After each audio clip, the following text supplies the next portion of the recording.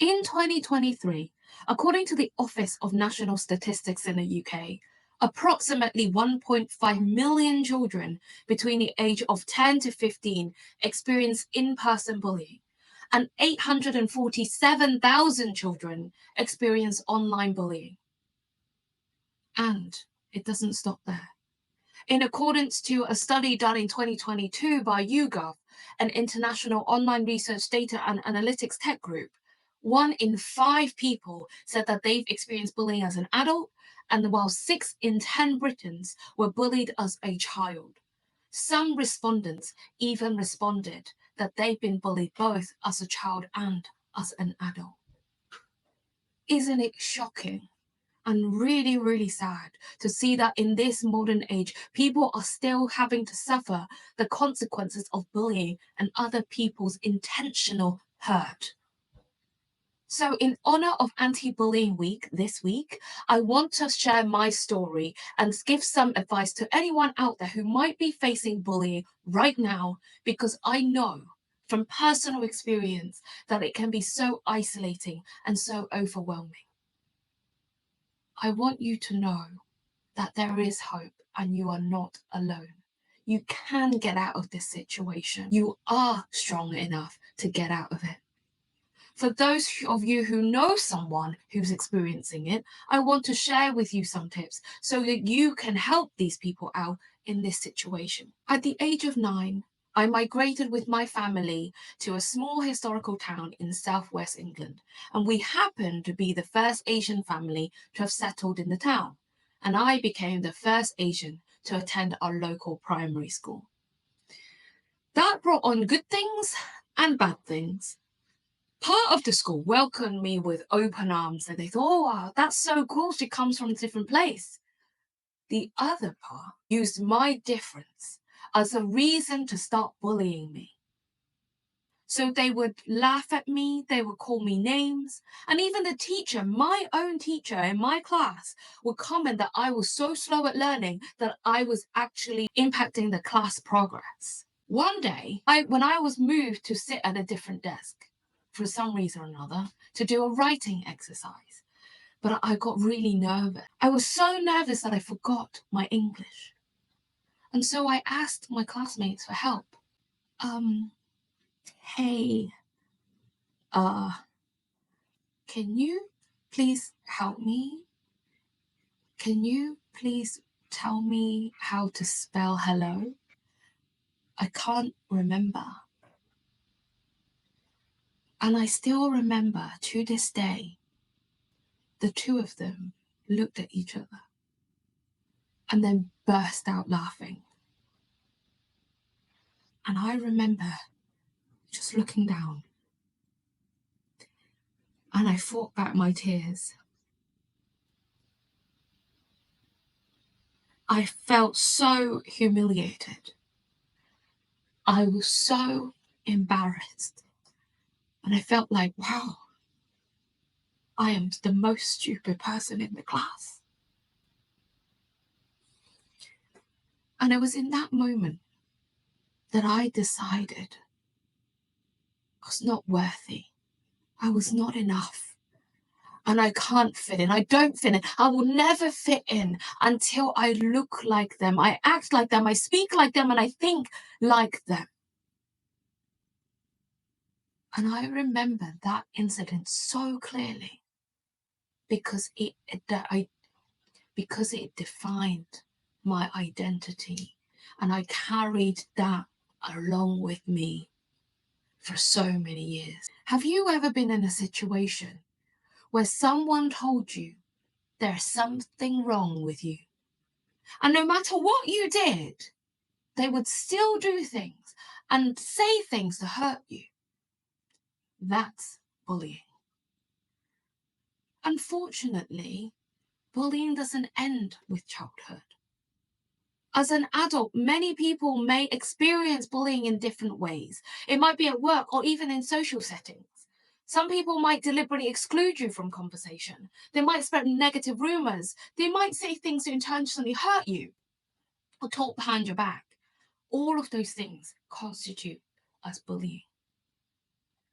I experienced bullying from various managers and colleagues in different companies.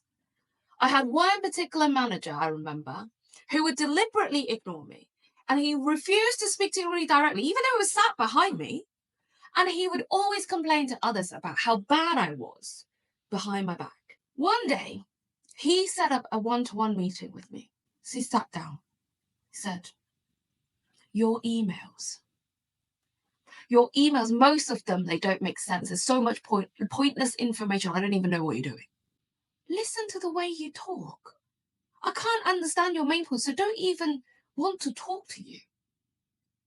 Look at the way you're sitting now. Look at you. You can't even sit properly. You're slouching. Those clothes you're wearing, you're so scruffy all the time. You're so unprofessional. I don't even know why they keep you in this job. I don't remember what else he said, but I came out fuming. How dare he speak to me like that? Especially completely ignoring me for months. He never gave me any feedback. Who's he to tell me off for the way that I sit and what I wear? My mum doesn't do that. And I felt really hurt, really angry, really judged. But I felt so lost. No one prepared me for this. What do I do when my manager's telling me that I'm sitting wrongly and I'm scruffy? What do I do when my manager doesn't want to talk to me, but then he says I'm pointless? I didn't know how to handle that situation. And I didn't have any way of learning how to cope with it. So all I could do was to avoid him as much as possible. I see him coming this side, I'd walk around the building. I had to try and be invisible, be small, don't see me. And hope that he wouldn't call another meeting. For those of you who've been victims of bullying, or still are victims, I want you to know that you are not alone, as I mentioned.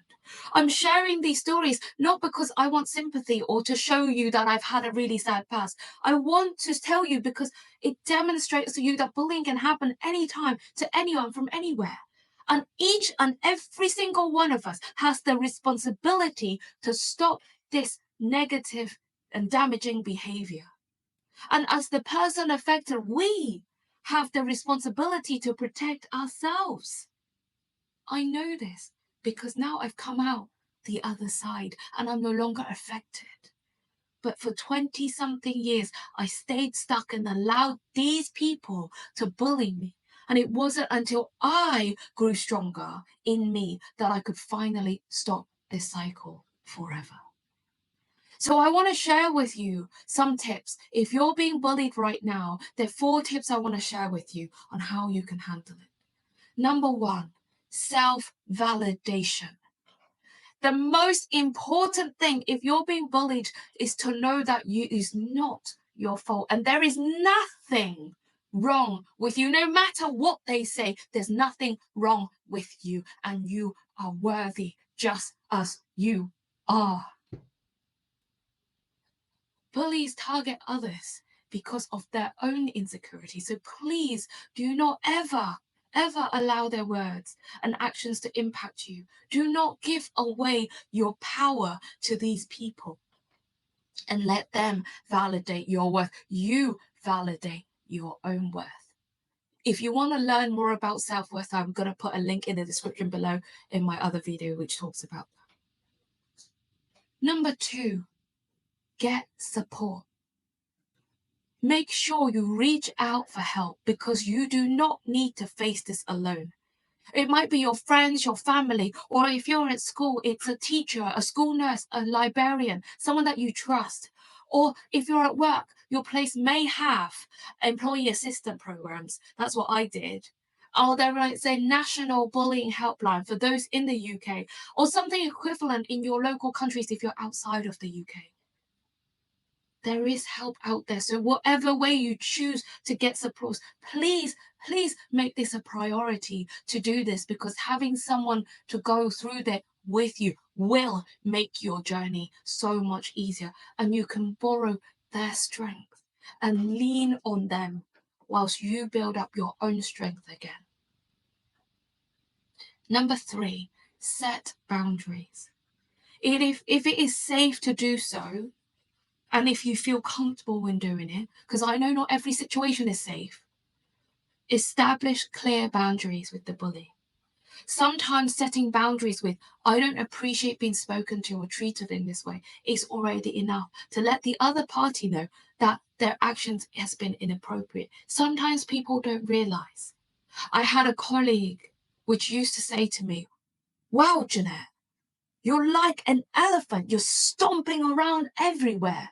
You're so heavy. Now, I had a really insecure thing in me, which was that I really didn't like the way that I look and I didn't feel secure in my weight. So him saying that really damaged me. I didn't know how to handle it at that time. But if I had told him, I don't appreciate that, it really hurt me, he would have stopped. But I know, as I mentioned, that some situations is not safe or you don't feel comfortable. And if that's the case, then it's also okay. Just distance yourself as much as possible whilst you ask people for help. And number 4 is report it. Sometimes it is necessary to report this behavior. Maybe those comments from my colleague about me being an elephant or sounding like an elephant, if I had the courage to tell them, I didn't need to report it. But sometimes it gets so bad it is necessary, especially when you're in a school or in a work environment where there are policies against bullying. So make sure you become aware and you tell someone you trust. I do know that unfortunately in some situations reporting doesn't work, because that's happened to me. If that is the case, it's even more important for you to work on your self-validation and having that support network to help you get out of the situation and remove you and help protect you from the situation as quickly as possible, so you have time to heal and the damage is not as deep. So for those of you who are experiencing bullying, please know that there is help out there. For those of you who were bullied but have now left the situation, it is important for you to check in with yourself and understand how much you have been affected, because sometimes we get so good at coping and so good at hiding. It's like, actually, it doesn't affect me. I'm not in a situation. I'm fine. I'm fine. I'm fine. But you have no idea how much it has actually affected you deep down. Like I mentioned, those things that happened to me when I was 9 years old, I carried them with me, and again and again and again, these things kept happening. The things that my teacher said appeared as a cycle through my managers. So check in, give yourself the time to do that. And also take time and give yourself the space to heal. Depending on the situation, you may first want to reach out to professionals for support, and they can help guide you through your journey. As you progress through your healing journey, it is important for you to empower yourself with self-validation, like I mentioned before. But it's also knowing that you don't need external sources to validate you, and you are worthy is going to set your life up to win going forward. There are also 2 very powerful ways that can help you on your journey of healing. Number 1 is have compassion and forgive. This can be difficult for some of you, even to consider this thought. And I completely understand that. Someone has deliberately hurt me, and now I have to be compassionate and forgive them. Why? How am I supposed to do that? Why should I? They were the ones who were wrong. But let me share with you. This is the most powerful way to grant yourself freedom. When you understand that these people are bullying you because they have a fear in themselves and they don't feel enough, so they need to do something about it to push themselves up, they're just projecting their own insecurities onto you. And the things they say about you or tell you are often just a reflection of how they feel inside.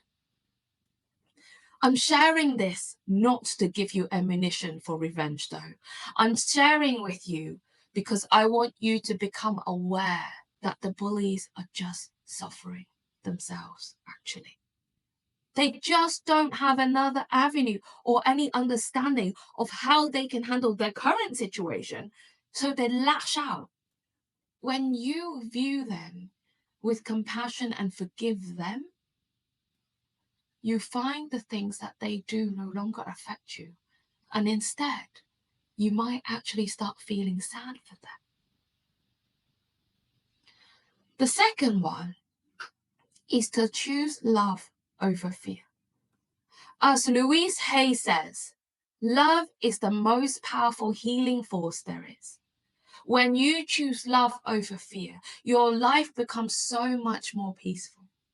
When you love yourself, you no longer need to stay within the confines of fear. When you show love to your bully, their attitude towards you may shift because you now are giving them what they really want deep down.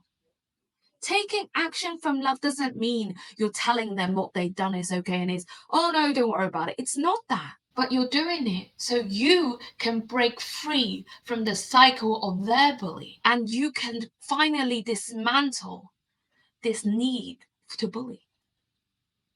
It can be quite intimidating and seems impossible right now for you to give them a hug. And that's not what I'm asking. But for you to first start understanding that revenge is not necessary and you can forgive them for what they do, that is so much more powerful because you're claiming back your power from them and you just end up going, how can I help these people? And then maybe telling someone about the bully situation will help them heal as well, and they no longer feel the need to bully. In 2018, I was triggered into depression by a manipulative manager, a different one. And luckily for me, I had support from amazing friends and professional help through the employee assistance program that my company had. When the lady on the program answered the phone, she asked, how can I help you? And literally everything came pouring out of me and I was crying my guts out, literally. And I think I was on the call for about an hour and a half, but that was one of the most powerful and life-changing moments because she helped me realize one thing. It wasn't my fault. She said to me, often people like this are acting in this way because of the pressures in the other places in their lives. It's unfortunate this man had decided to resolve it by being harsh to you. But it might be that he doesn't know another way to handle his situation, and the pressure got so much he needed to release it somewhere. Do you know if anything happened to him at work or at home? I remember feeling really like through the tears, I was like, huh? What does that mean? Like, what?